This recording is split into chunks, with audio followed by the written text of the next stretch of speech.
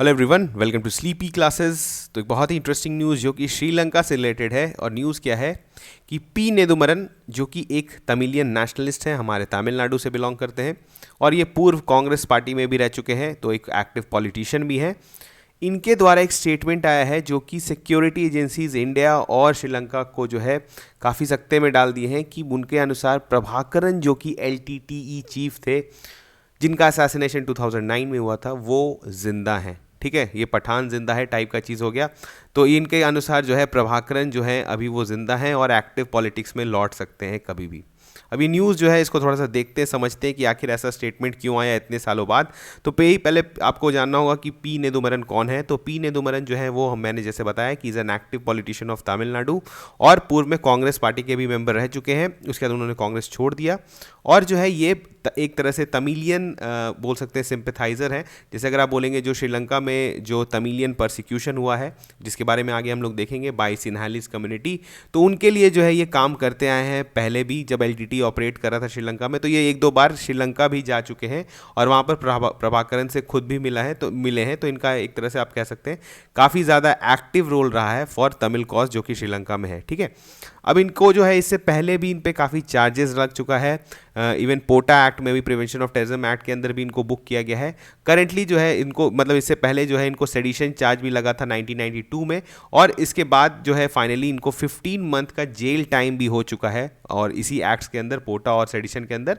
तो अब जो है ये फ्री है, लेकिन इनके अनुसार प्रभाकरन जो है वो लौट सकते हैं एक्टिव पॉलिटिक्स में। अब क्या है इसके बारे में देखते हैं। तो यहाँ पे देखिए श्रीलंका ने तुरंत ही इसको जंग किया है, इसको कि प्रभाकरन इज अलाइव, इसको पूरा इस क्लेम को जो है झूठा बताया है कि ये नहीं हो सकता है, क्योंकि आपको पता है बहुत बड़ा सिक्योरिटी कंसर्न हो जाएगा कि अगर एक जो इतने बोल सकते हैं बड़ा कंट्री में एक ऐसा लीडर जो कि जिसका डेथ कंफर्मेशन जो है वहाँ से मिलिट्री के द्वारा किया गया था, एक्सटर्नल अफेयर्स के द्वारा किया गया था, तो वो जो है सडनली अगर अपीयर हो जाए तो ये काफ़ी ज़्यादा इश्यूज़ और क्वेश्चंस रेज करती है। लेकिन श्रीलंका ने इसको सीधा साधा बोला है कि ये जो है बिल्कुल ही गलत क्लेम है और उनका कहना है कि ये जो है नेदुमरन का एक अटेम्प्ट है to keep Sri Lankan Tamil issue boiling in Tamil Nadu, क्योंकि पता है ये जो है तमिलनाडु में श्रीलंका को लेकर और श्रीलंकन तमिल्स को लेकर हमेशा ही एक पॉलिटिकल इशू रहा है जिसको डिफरेंट पॉलिटिकल पार्टीज यूज़ करती आई हैं।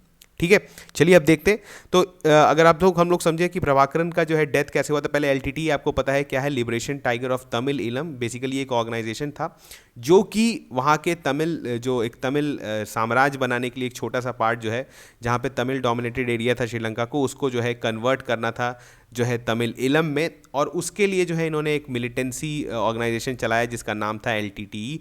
मिलिटेंट बेसिकली श्रीलंकन गवर्नमेंट ने उसको डिक्लेयर कर दिया गया था। ठीक है, टाइम एंड टाइम अगेन जो है ड्यू टू एलटीटीई इंडिया और श्रीलंका के रिलेशंस में भी प्रॉब्लम आते रहे हैं। ठीक है, और बहुत सारे इवेंट्स भी हुए, इस पर बहुत सारा मूवी भी बना है। अगर आपको पता है मद्रास कैफ़े आपने देखा होगा, रिसेंटली एक वेब सीरीज़ भी आया था फैमिली मैन 2, उसमें भी जो है आपका श्रीलंका का जो है क्राइसिस और इंडिया का रिलेशन जो है उससे दिखाया गया है।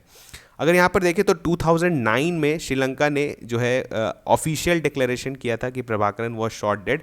एक उन्होंने एक पूरा मिलिट्री कैंप, मतलब एक तरह से एक्सरसाइज किया था जिसके द्वारा जो है उनको कॉर्नर करके जो है उसके बाद उनको एलिमिनेट किया गया था। और उसके बाद फाइनल कंफर्मेशन आया था, वर्ल्ड ओवर को बताया गया था कि एलटीटी का प्रॉब्लम जो है वो श्रीलंका में ओवर हो चुका है।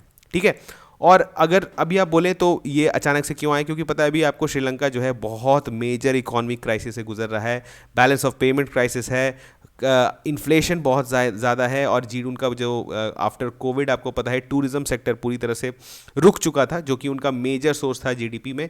तो उसके वजह से क्या है कि अभी राजपक्षे जो ब्रदर्स हैं वहाँ पे, चाहे वो आपके जो गोडबाया राजपक्षे हैं, ठीक है, और भी बाकी जो ब्रदर्स जो पावर में थे वो काफ़ी मुश्किल में हैं, और राजपक्षे गवर्नमेंट जो है वो हमेशा एलटीटीई के अगेंस्ट काफ़ी सख्त मेजर्स लेते रही है। ठीक है, जिस समय 2009 में जब ये एक्सरसाइज हुआ था उस समय भी राजपक्षे जो थे वो पावर में थे। तो अभी जैसे इनका गवर्नमेंट थोड़ा वीक हो रहा है, तो इसको जो है इनके अनुसार, नेदुमरन के अनुसार, this is the right time तो कि आपका जो है वहाँ पर बोल सकते हैं प्रभाकरन को पावर में लौटने का। ठीक है, अब देखते हैं न्यूज़ कितना सही है, आगे पता चल जाएगा, लेकिन अभी तक जो है इसको होक्स कहा जा रहा है और दिस इज़ टोटली फॉल्स। और आपको पता है एलटीटीई जो है इंडिया में राजीव गांधी के असैसिनेशन से भी रिलेटेड है। आपको पता है सारे जो उसमें जो जितने भी कन्विक्ट्स थे, उसमें से 3 मेंबर या 4 मेंबर जो थे देवर फ्रॉम एलटीटीई। तो काफ़ी ज़्यादा जो है इनका भी इन्वॉल्वमेंट रहा है हमारे भी जियो पॉलिटिक्स में और पॉलिटिक्स में। तो जो है एलटीटीई से रिलेटेड अगर कोई न्यूज़ आता है तो आपके लिए इंपॉर्टेंट हो जाता है। ठीक है, अगर थोड़ा सा समझते हैं कि क्या है, अगर तमिल और सिन्हालीज का क्या अगर यहाँ पे, तो आप श्रीलंका के अगर पॉपुलेशन को देखेंगे तो सिन्हालीज जो कि वहाँ के इंडिजिनस पीपल हैं श्रीलंका के, वो उनका जो है आप बोल सकते हैं जो एथनिक जो आप मतलब अगर पॉपुलेशन में परसेंटेज देखेंगे तो करीबन 74.9% है, और 11.2 जो है वहाँ श्रीलंकन तमिल है। अगर आप देखेंगे ये जो जाफना वाला एरिया है, जो नॉर्थ वाला पार्ट है श्रीलंका का, this is mainly Tamil dominated area, और इसी के लिए जो है हमेशा क्लेम रहा है कि इसको डिक्लेयर कर दिया जाए, जो है तमिल स्टेट डिक्लेयर कर दिया चाहिए। और जो है बाकी, क्योंकि आपको पता है जो मेजॉरिटी पॉपुलेशन होती है किसी भी कंट्री में, खास करके इतने छोटी कंट्री में, तो वहाँ पर जो है आपको परसिक्यूशंस होने का बहुत ज़्यादा चांसेस है, और तमिलियन परसिक्यूशन काफ़ी दिनों से चलता है। और उसके लिए जो है फिर अगेन जो है मिलिटेंसी जो है 1980s में जो है एलटीटीई बनाया जाता है, और फाइनली 2009 में जब प्रभाकरन का डेथ होता है तो इसको ओवर कर दिया जाता है श्रीलंकन गवर्नमेंट के अनुसार। लेकिन फैक्शंस में अभी भी वहाँ पर तमिल सपोर्टर्स प्रेजेंट है।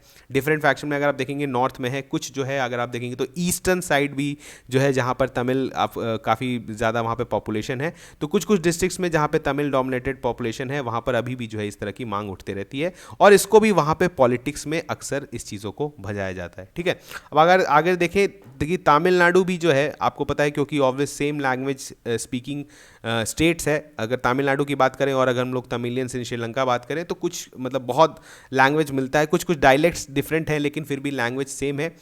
तो पता है आपको हमेशा ऐसे एक सिंपैथी रहा है, क्योंकि एक लगता है कि कॉमन ओरिजिन है, कॉमन पीपल एक ही तरह के लोग हैं लेकिन डिफरेंट कंट्री हैं। तो टाइम एंड टाइम अगेन जो है तमिलनाडु में भी तमिल जो है सिंपैथी फॉर इन जो श्रीलंकन तमिल्स के लिए सिंपैथी जो है डिफरेंट पॉलिटिकल पार्टीज रेस करते आई हैं। ठीक है, और इंडिया के जियो पॉलिटिक्स को भी काफ़ी ज़्यादा इन्फ्लुएंस करती हैं ये सारी चीज़। ठीक है, तो ये छोटा सा न्यूज़ था जिसको हमने कवर किया। अब जो है आगे अगर कुछ रेवलेशंस होता है इसके बारे में तो उसको डेफिनेटली हम लोग कवर करेंगे। चलिए मिलते हैं नेक्स्ट लेक्चर में, तब तक थैंक यू।